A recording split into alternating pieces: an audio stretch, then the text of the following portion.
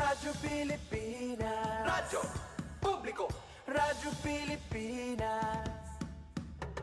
Sa bawat pag-alis ng isang OFW, may pangarap. Pero may takot din. Takot na sa pag-uwi, wala pa ring kabuhayan, walang kasiguruhan. Pero nagbago ang kwento.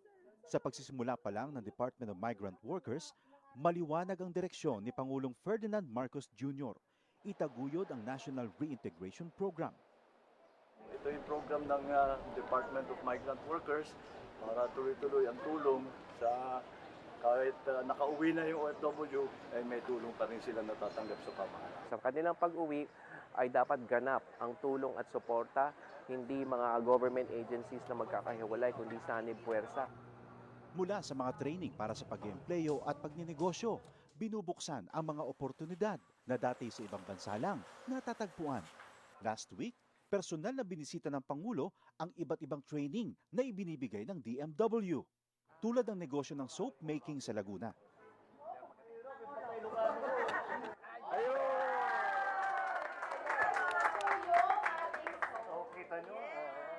Isa ito sa mga negosyong ngayon nagbibigay ng bagong kita at bagong pag-asa sa ating mga OFW. Isang dating seaman, chef at housekeeping staff. Ngayon, mga negosyante na. Sa pagninegosyo, gumagabay ang Department of Trade and Industry. Ang laki ng ginawa nilang sakripisyo para magtrabaho sa ibang bansa. Tinatawag natin silang bagong bayani. Tapos dapat naman, pag uwi nila, meron din tayo may tulong sa kanila para patuloy naman ang kanilang anak. Sa buong bansa, tuloy-tuloy ang trabaho.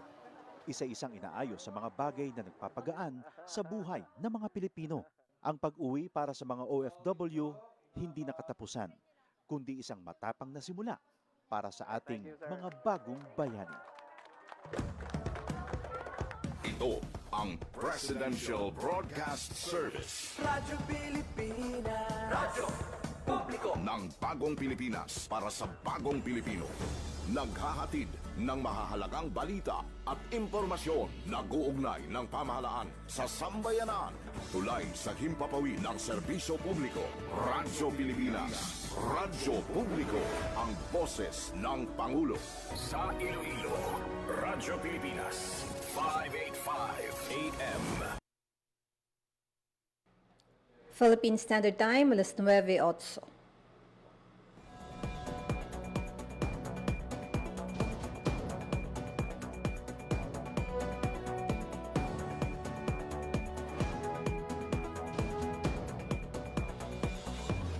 Sa Western Visayas, Panay Island, na tinamaan itong island-wide blackout.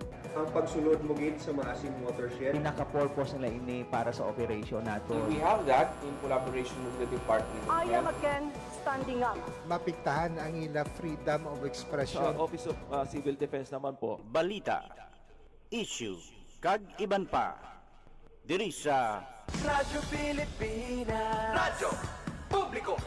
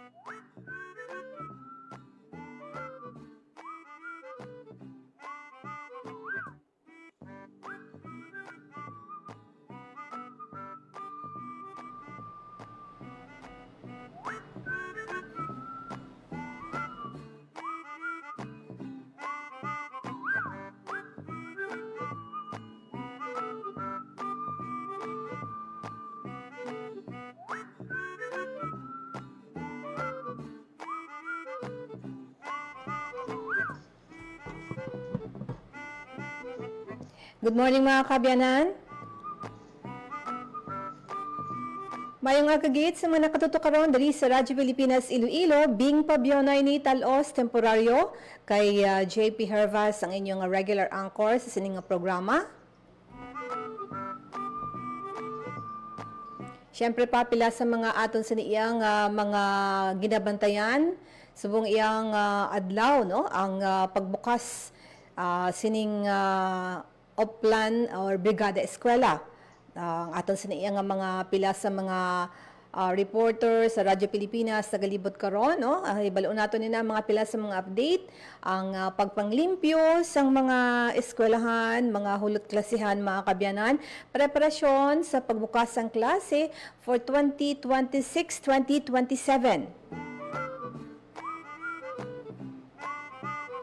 Pagpanghanda man sa mga ahensya sa particular no kay ang pag-asa nagpahayag nga hindi pagidini ang epekto sang El Nino mga kabyanan although may mga pagtupa sang mabaskog nga ulan kainas ng kaagahon no medyo grabe gid ang pagtupa sang ulan diri sa siyudad sang Iloilo.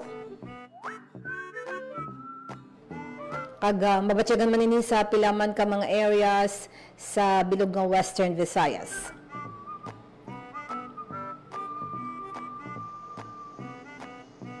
Magliwas na mga kabyanan, may pilaman kita ka mga ginamonitor karon no aside from syempre sa bahin diri sa Western Visayas ang mga national issues aton man ini ginabatayan mga kabyanan particular sa impeachment trial sang presidente kung sang vice president ni Sara Duterte.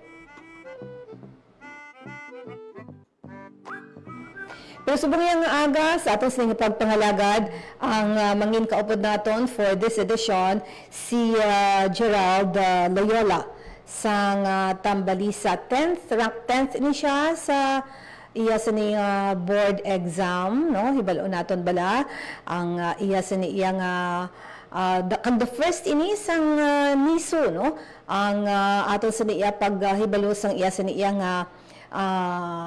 journey no kun nga ang nangin madinlag-on si Gerald mga kabyanan kag first sa bahin sang Northern Iloilo State University no ang pride no sang NISO si Gerald Loyola. Actually ara na siya sa aton nga line no si Gerald ibalo naton bala ang storya ni Gerald sa iya sining pag-angkon sang pag-place no 10th place or rank 10th no sa iya sining board exam. Ara sa aton nga line Gerald, good morning. Good morning. Yes, good morning. Kumusta dira Gerald sa imo na hamtangan particular dira sa Tambalisa? Okay man ma'am, okay sa buong tiyempo, mainit sa buong diri sa Pulo. Okay man ang ang hangin, wa isang pagulan kay inasang kagahon? Oo ma'am, clear gid ang panahon subong unlike kahapon nga nag-inulan niya kahapon. Subong very clear gid ang panahon. Pero kahapon anong kabaskugon sang ulan dira sa Pulo? Hindi gid man tama ka Basko pero mas nagdugay ang ulan kagapon. Yes ma'am. Yes. Rank 10th, sa anong nga kurso gani? Sa anong nga board? For licensure examination for professional teachers, ma'am. I graduate as I graduate for sa Bachelor of Elementary Education. So, the first gid man ini sa NISO ang ikaw Gerald nakuha mo ang ika 10th rank? Yes ma'am, this is the first time na ang Apod Campus mismo ang NISO Conception Campus nag-produce ang first top-notcher sa bilog na history ng school. Wow, congratulations, very proud. Aside from parents, ang school gid no, Gerald? Yes ma'am. Sa anong exam ninyo? Sa ano ka nakukuha sa board? Nag-take ako last March 15, nagwa sang May 15 ang results ng board exam. And ang mga siguro ang paghatag sang honor, pagkilala sang eskwelahan, may mga programa na for you? Last time, nag-attend man ako sang kiwat nilang program like sang Pasidungog, which is annual man na siya nga celebration sa mga board passer nga gina-awardan nila. Saan unang pasidungog conduct, Gerald? Last May 22 pa ma'am, nag-attend ako sa pasidungog sa school. Okay. So, And yes, go ahead. yes, ma'am. And for the upcoming recognition nila this June 11, they invited me ma'am maging inspiration speaker for the students. Oh, see, may mga invitations na ikaw. Yes. So, anong hambal sang parents mo sang nakita na nga ika 10th place ikaw sa inyong board? Yes, ma'am. Very happy gid katama. Naghibigid gani sa Kalipay. Of course, wala man bala naglaom ay topping sang mag-top sa board exam is hambal mo gid kaya. Very impossible man sa kagaya ko. I'm a normal student, a very student man lang, which is hindi man gina-expect nga mag-top gid, pero sa kaluoy kag sa grasya sang Ginoo hindi mo ginapaktan kung anong plano sang Ginoo sa aton kabuhi ma. So anong mga plans nimo na? For now nag-rest pa, pero I'm planning man maybe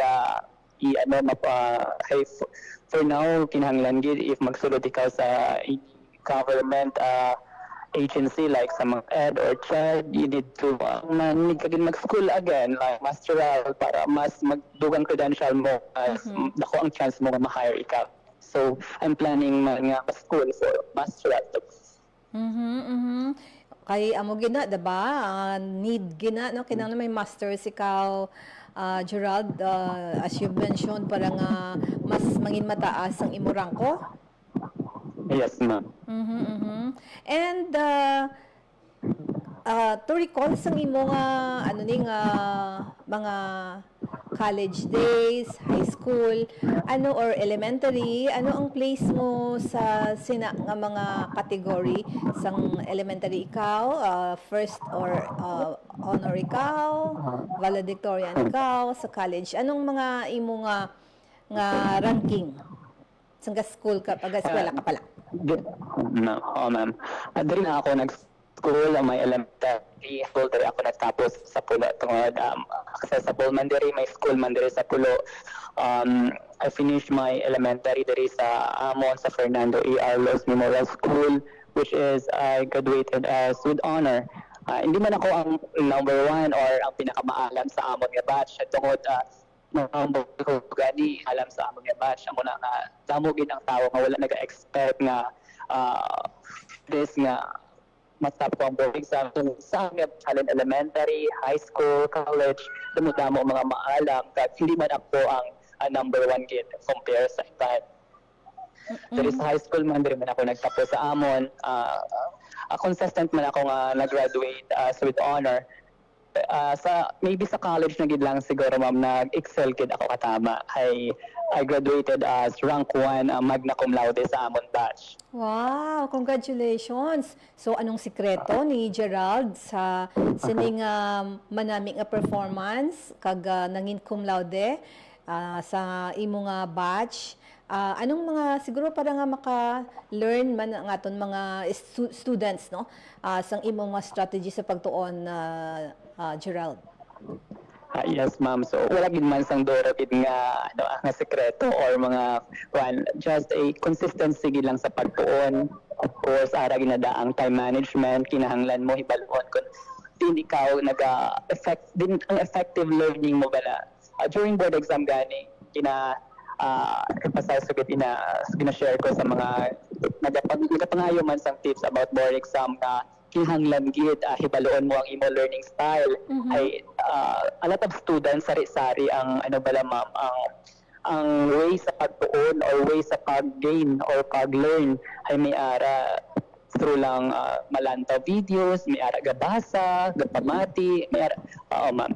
So dapat sa pagtuon kinahanglan mo hibaloon kun din ka epektibo ay mas efficient ang imo nga learning sina ma'am.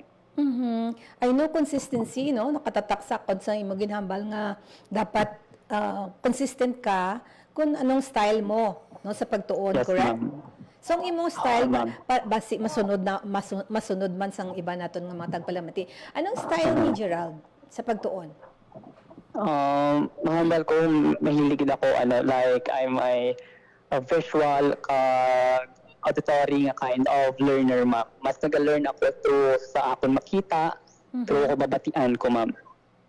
So meaning kung magtuon kang iba na ablan dapat mabatian niya ang ginabasa. The same ang style mo nga magbasa ka dapat i-voice out mo o kung ginabasa mo tunog. Yes, yes, ma'am. Nagtuon ako, ginatuto ako, ginabasa. Sometimes may mga best maganda gani nga nakatry ako, gina-record ko ang akong voice kag pamatian again. Kaya daw effective man siya sa akon.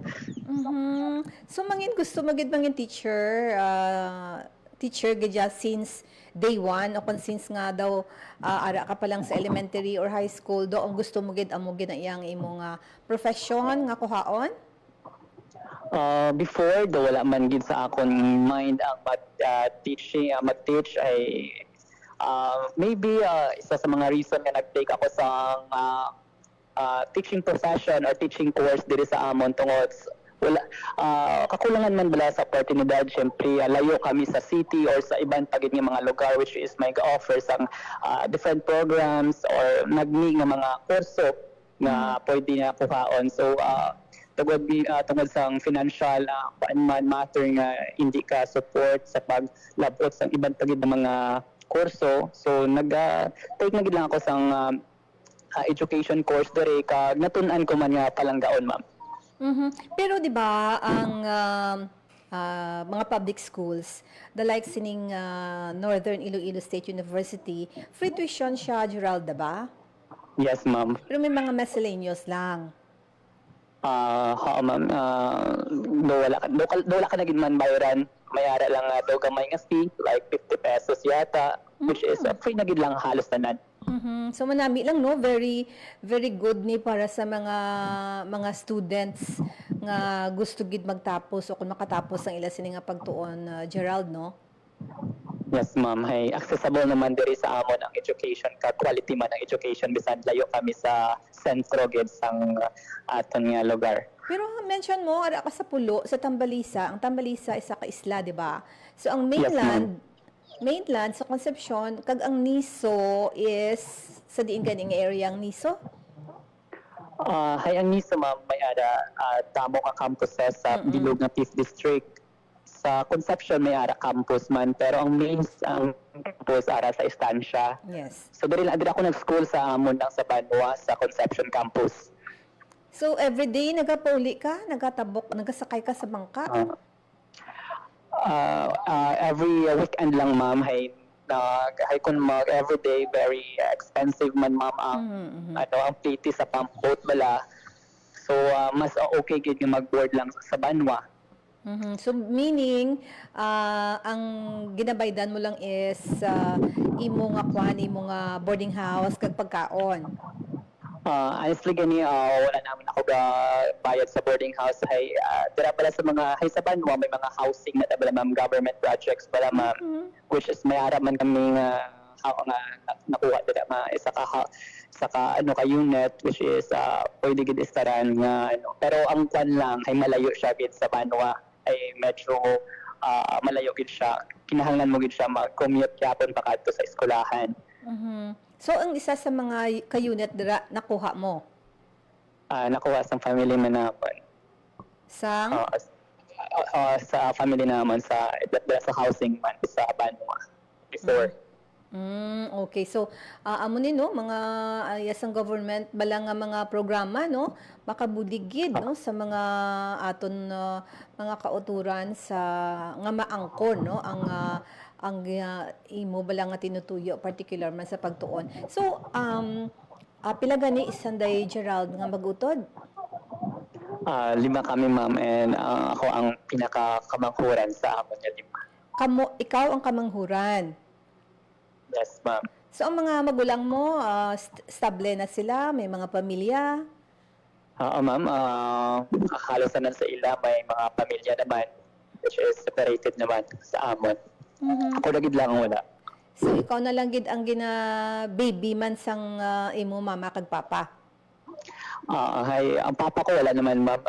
Elementary pa lang ako, napatay naman siya. Si mama na gid lang ang nagkuhan sa ako, nag-support throughout sa pag-eskwela ko. Si mama mo anong iyang obra or trabaho, Gerald? Ay, diri man lang sa pulo ay sa pulo kami pero nasa babaw pala kami nga portion, medyo nasa uma-uma. So ang amon gid nga livelihood is pangtanom ka mga vegetables. So kung anong mga harvest niya, amo man inang ilibot niya. Amo gila nang iyang pagka ginakitaan diri. So nagalibod siya. So meaning sa gamay ka nagaupod ka sa iya baligya man? May hara man time kag by time man nga nagabaligyan na siya sa canteen sa school kag ako gina ang kuan niya ang timbang niya sa pagbaligya sa canteen. And ang ano ni ang mga guidance niya nga magtuon ka mga amo na sa iya gihadalin ukod sa mga magulang mo man, Gerald. Yes, ma'am. Sa una-una na sa akon ginikanan sa kay mama kag isa man sa akon man nga magulang, which is isa man ka teacher na nagiyaman sa akon nga journeys. Okay. Yes. So nung mga siguro mga struggle nimo sang time nga nag-eskwela ka sa college? Yes, ma'am. So bilang sa estudyante, kalabanan number 1 gid nga struggle ang financial balang masustain mo bala ang pag-eskwela mo bisan kulang kung gisa ginagutom ikaw kung gisa gusto na lang sa mga needs para sa school, mga projects nga ano ang kwarta. So amo ginang isa sa mga challenges man. Remember ko pagani ara ako nagapinal sa housing which is malayo bala sa school, which is kinahanglan mo gid mag-commute, need mo gid magsakay tricycle para makakadto sa school, makapuli, makakadto. May time na ginalakat ko lang ginalakat lang namon. May mga classmate man ako pala nga nagaupod sa akon, maglakat puli. Ginalakat lang namon ang magpuli halin sa eskwelahan pakadto sa amon nga ginadayunan. Pero ang pinaka-sweetest success ni Gerald is na ara ka nakalugar ka sa ikanapulo kag ikaw history ka na sa NISO nga ikaw ang pinakauna no nga naka pangibabaw no sa sining licensure examination for teachers for 2026, Gerald. Yes, ma'am. Very blessed kid katama nga isa ako sa mga nakaukit sa history sa amon school. Mangin isa ka top notcher, first ever top notcher gid sa amon campus thankful gid ako sa mga mentors ko dira nga isa man sa mga nangin part nga na-achieve ko ang ining kadalagan. So may sa imo self may mga expectations ka man no, Gerald? Nga gin mo gin planuhan mo gin target mo gid nga makatap ikaw? Yes, ma'am. During review, ara gid na sa mind ko. Gina-posting ko gid sa akon nga wall ang target rating na kung pila ang gusto ko nga labaton. Halambal gay nila. Kung dream ka na gid lang, taasan mo na. Correct. At least, gintry mo. So ano ang sa pag-review, ano ang imong style naman? May group ka mo or individual lang ikaw? Gerald?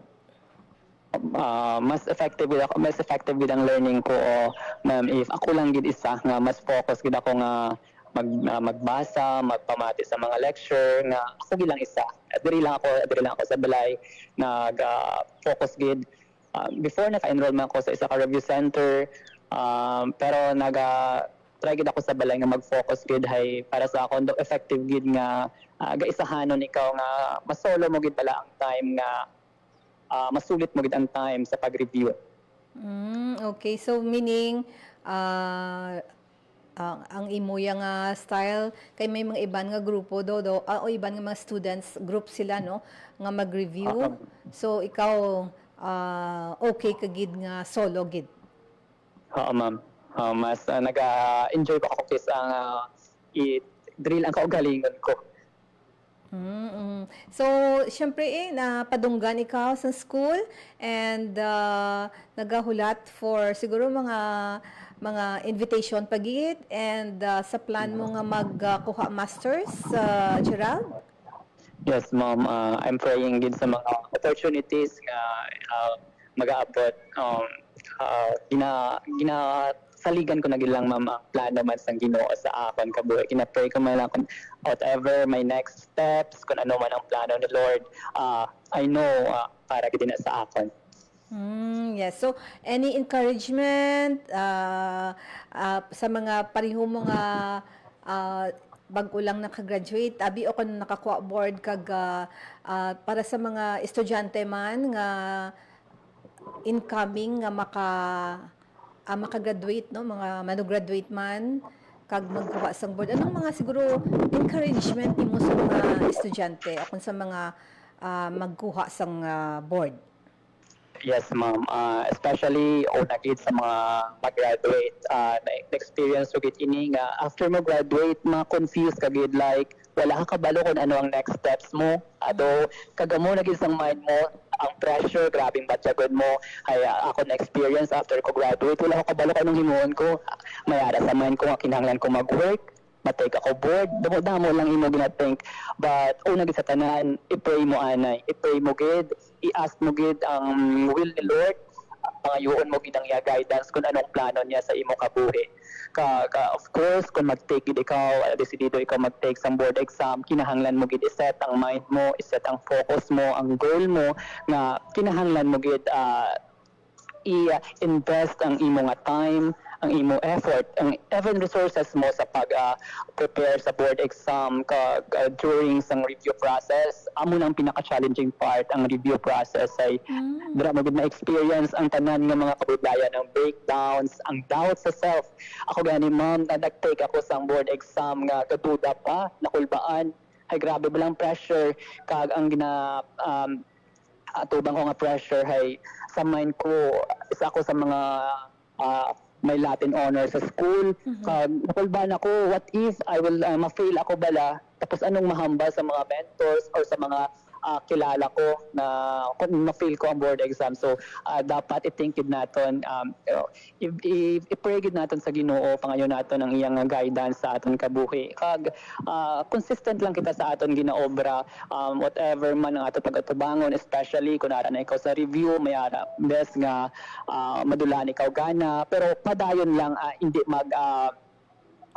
hindi madulaan sang gana, padayon lang i-think naton kung ang ginahimo ni naton para ini kay sino, para pala sa pamilya naton, para sa future naton. So dapat gid naton i-think man ang aton motivation kag inspiration para sa paglabot sang aton mga handom sa kabuhi. Kaya iban kung kisa basta nga daw nabudlayan sila, nag-give up sila, Gerald, no? Yes, ma'am.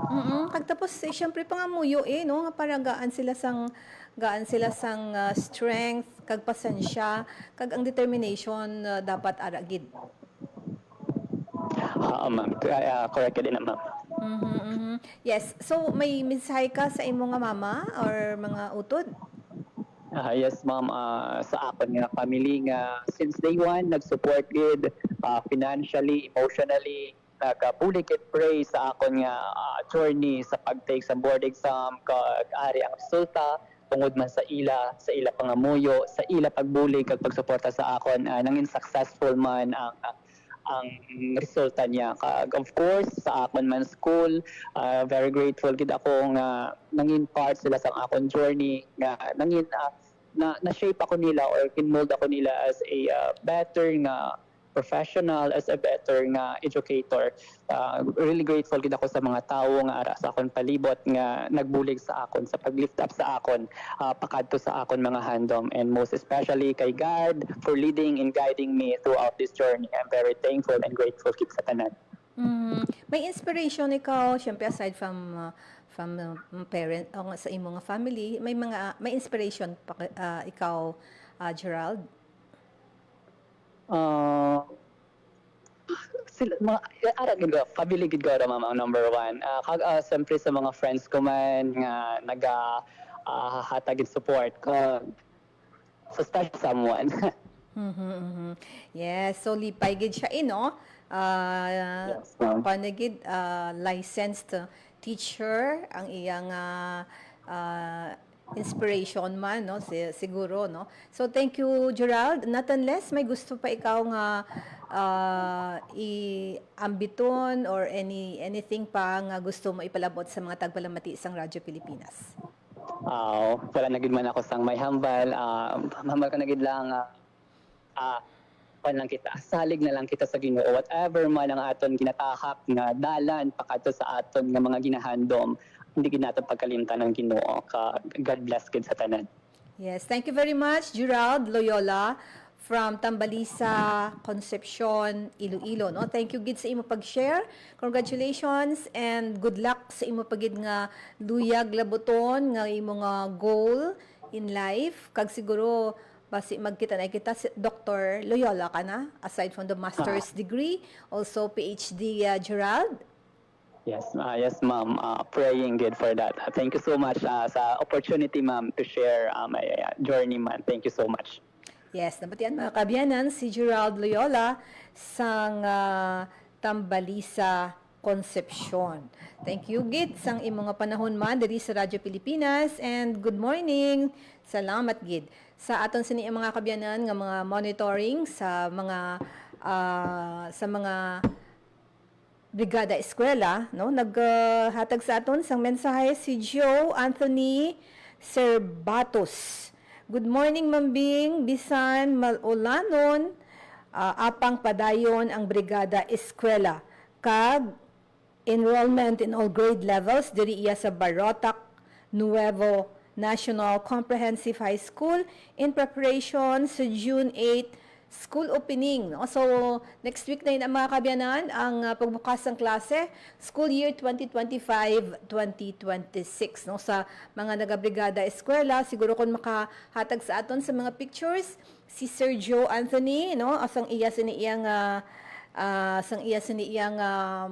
mga dira sa eskulahan bala nga mga nagapanindlo nga mga maestra, mga estudyante, parents, no, kag mga stakeholders, no, kay badanta hindi ini madayon kun wala sa mga stakeholders the like sa mga nagabuligid no sa mga schools, no, kay hindi lang mga students kundi hindi man mga parents or mga teachers kag mga school heads, no, may mga aragid nga mga private sectors nga buylog sa sining brigada eskwela, no, sa pagbukas in relation sa pagbukas ng klase sa subong iyang school year 2025-2026.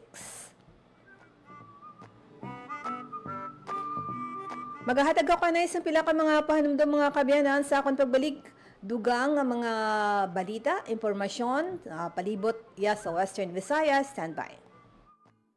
Magandang araw, si Dingdong Dantes po ito. Kapag may nag-aalburutong bulkan, meron akong reminder sa mga dapat nating gawin. Tandaan lang ang MMG. M. Makinig sa payo ng mga otoridad. Huwag na magpapaniwala sa sabi-sabi.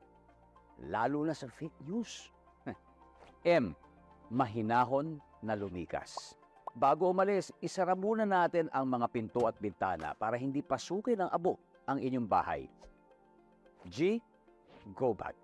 Make sure na may nakahandang emergency go bag na may lamang damit, gamot, pagkain, tubig, pera at face mask. Madali lang tandaan, hindi ba? Mag-MMG ka lang kapag may nagbabadyang pagputok ng bulkan. #panatag ang may alam. Maging panatag Pilipinas. Noon, pag may nagkasakit sa pamilya, agad may pangamba. Hindi lang dahil sa sakit, kung hindi dahil sa takot kung saan kukuha ng pampagamot. Mahal ang gamot. Nakita at naramdaman ito ni Pangulong Ferdinand Marcos Jr. Kaya iniutos niyang ilapit pa ang tulong pangkalusugan sa bawat Pilipino. Sa PhilHealth, ipinagkatiwala ang pagtutok para maging tunay na serbisyo ang kautusang ito. Kaya nagtungo ang Pangulo sa General Santos City para masigurong umaabot sa mga tao ang mga programa. Mr. President, pwede pa yakap? Tulad ng yakap program para sa agaran at libreng check-up, screening, x-ray at lab tests.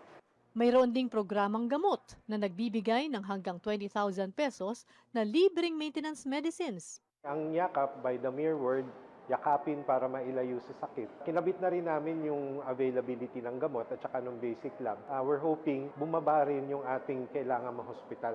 Ginagawa natin mga paraan, maagang nagpapatingin para hindi na uabot sa malubhang sakit. May dagdag suporta sa dialysis para sa tuloy-tuloy na gamutan ng mga tulad ni Leo na 3 beses isang linggo ang dialysis. May tulong din sa cancer treatment ang mga tulad naman ni Maribeth para hindi maputol ang laban dahil lang sa gastos. Pinalawak din ang maternity coverage para sa normal delivery, cesarean, pati prenatal at postnatal care. Ikalat natin yung balita para alam ng tao kapag may karamdaman sila, meron silang gustong patignan, yung anak nila, whatever, meron silang pupuntahan. Sa buong bansa, tuloy-tuloy ang trabaho, isa-isang inaayos ang mga bagay na nagpapagaan sa buhay ng mga Pilipino. Ngayon may PhilHealth, may tulong. Hindi lang ito benepisyo, kung hindi ka panatagan para sa bawat pamilyang Pilipino. Time to celebrate kulturang Pinoy. Tradisyon, musika, sining, literatura at iba pa. Anything and everything fun and Filipino. Ito ang Pinoy Kultura. Isa sa mga napakagandang alaala nung bata pa ako was visiting Luneta, running around the well-manicured park, staring up at the Rizal Monument, wondering sino kaya siya at bakit may memorial siya. Yung higanteng relo. Aba, I made sure to pull my parents so I could stare at the floor clock. I couldn't even read the time then pero tuwang-tuwa pa din ako. At eto ang mas nakakatuwa sa Luneta, we didn't really need money to enjoy the park. It was for free. Namamasyal pa sa Luneta nang wala. Yan ang Pinoy Kultura because our culture is cool.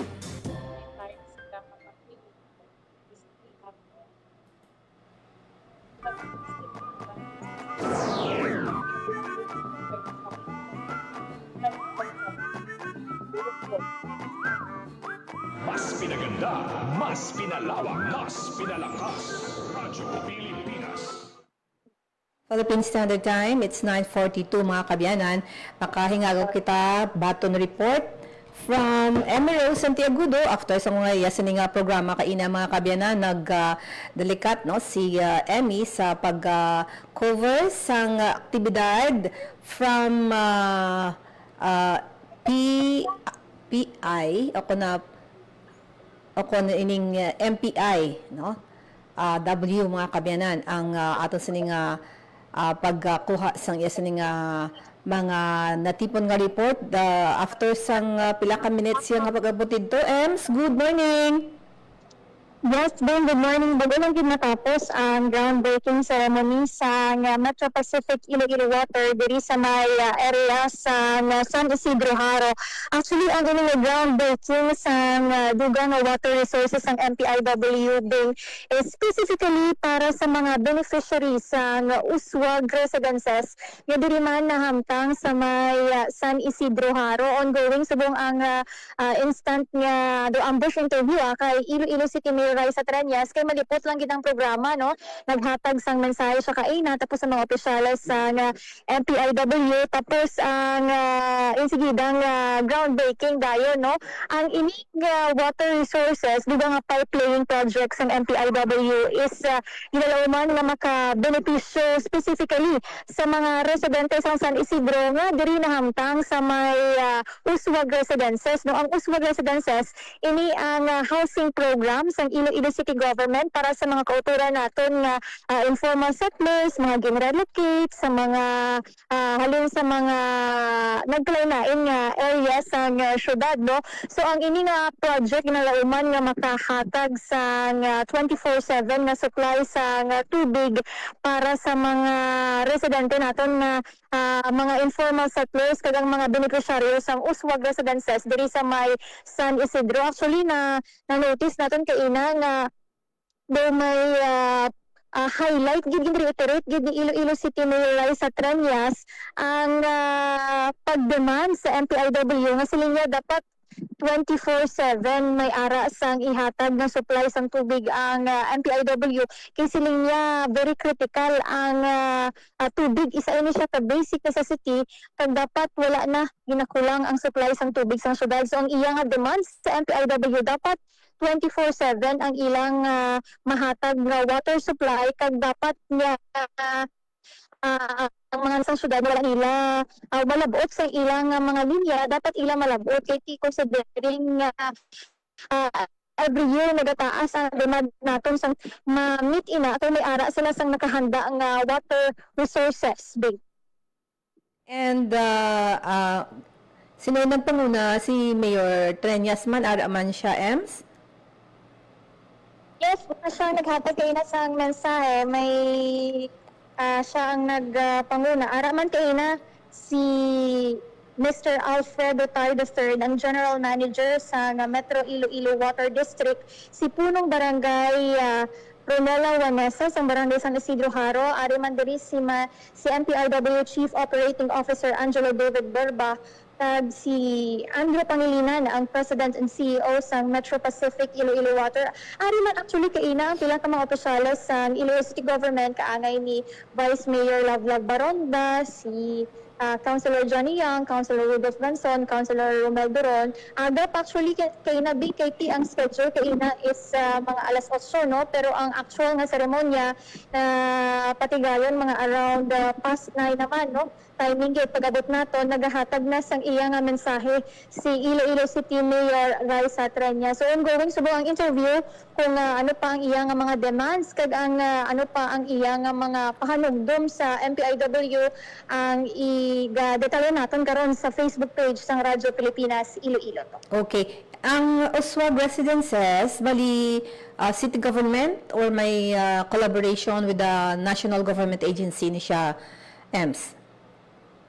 Yes, actually, ang Uswag Residences, may collaboration ini siya sa DSUD, sa Pag-ibig, kag private pagid na corporation nga amo ang nag-construct sang sini nga residences. Pero initially, ang ini nga initiative iyagid sa Iloilo City Government to answer ang housing backlogs natin. Ano naman mo ang mga problema nga gin-highlight sa Ilonggo netizens sa nagdigad ng semana sa mga illegal structures nga nahamtang, especially sa may areas sang Esplanade, sa may distrito sang Molo o malapit sa Iloilo River. So ang ini nga mga proyekto kaangay sang Uswag residences ang magasabat sa mga problema, pero ang ginatanaw natin kay mga around more than 20,000 tabing ang backlog, no? So may mga set of beneficiaries na nga naka-schedule kag na assign na para sa diri nga area. So lang tawon pagid natin kung ano pagid ang mga dugang mga housing programs. Pero last week kung madumduman ninyo din patigayon ang pouring over ceremony diri man sa may area sa San Isidro kag ang isang area dito sa may barangay sang Pagharo para man to sa mga additional pagid housing programs sa Iloilo City Government kay pod ang DSUD, Pag-ibig kag iban pagid nga national government agencies kag private offices sa idayon ini din sa pambansang pabahay for Filipino program o 4PH program na parte man sa priorities ni Presidente Ferdinand R. Marcos Jr. So kaangay sang presidente isa man ini sa mga ginakabig nga prioridad sang Iloilo City Government agad masabat no ang kakulangan sang panimalay, especially ang mga kauturan natin nga wala pa sang balay amay ni ang magasabat sa ilang problema. Okay, sige Ems. Sa may barangay San Isidro Haro para sa Bagong Pilipinas, Emerson Sugodo, Radyo Pilipinas, Radyo Publiko. Mas pinaganda, mas pinalawak, mas pinalakas. Radyo Pilipinas.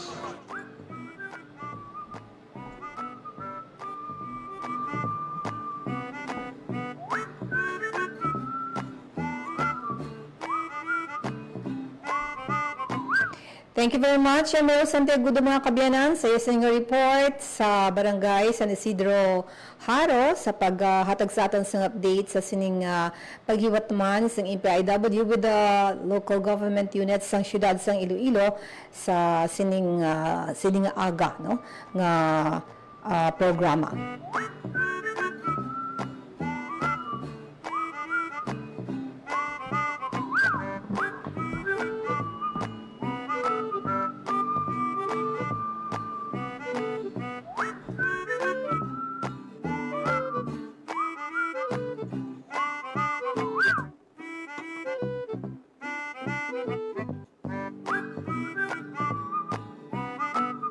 Magakuha kita mga kabiyanan sa report with JP Hervas ang ato sa nga paghimo no sang pagkuha sang update man